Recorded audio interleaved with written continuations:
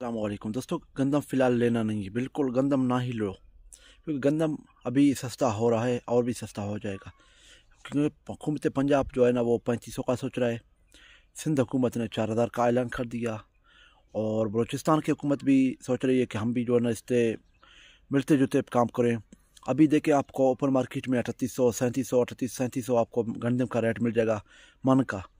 तो आप उस हवाले से देखें और हुकूमत के हवाले से देखें तो हर कोई अपना जो है ना खेल खेल रहा है। हर कोई अपने फ़ायदा अपने प्रॉफिट जो कमाना चाहता है गंदम के हवाले से। और ज़ाहिर बात है किसानों को सब्सिडी नहीं दे रहा है, किसानों को ना ही ट्रैक्टर के हवाले से, ना ही सोलर के हवाले से, ना ही बीज के हवाले से कुछ भी सब्सिडी नहीं दे रहा है। बेचारे पिस रहे हैं हम आवाम और हमारे जो किसान भाई हैं जो बेचारे मजबूरी जो है ना वो उसका मजबूरी का फ़ायदा उठा रहा है हुकूमत। तो आप भी बिल्कुल आप भी इस बार जो है ना गंदम फ़िलहाल नहीं लेना है। गंदम लेना है तो आपको अप्रैल में ही लेना है गंदम, क्योंकि गंदम सस्ता हो जाएगा, आपको 3000 3200 3500 तक मिल जाएगा और हुकूमत ये रेट खुद निकालेगा दोस्तों।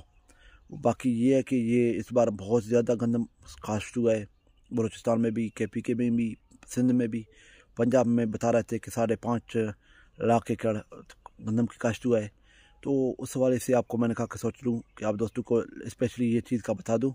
फ़िलहाल गंदम बिल्कुल ना लेना है, गंदम का फ़िलहाल बाईकाट करना है।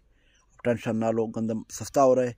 और दूसरी बात यह है कि किसानों के लिए भी कुछ सोचेगा तो हुकूमत को सोचना है, हुकूमत वफाक को सोचना है, पूरे पाकिस्तान के लिए सोचना है, क्योंकि पंजाब तो ज़ाहिर वो सोचेगा और सिंध तो इस तरह का है कि बस उसका तो अल्लाह हाफ़िज़ है।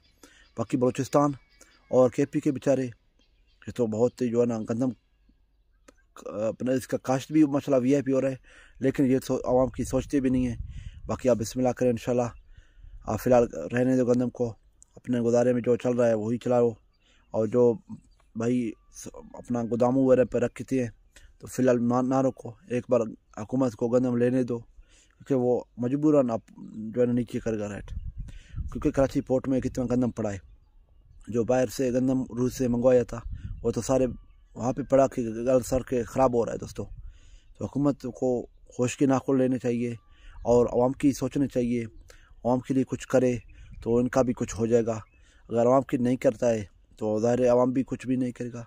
अल्लाह खुश रखे। अल्लाह हाफ़िज़।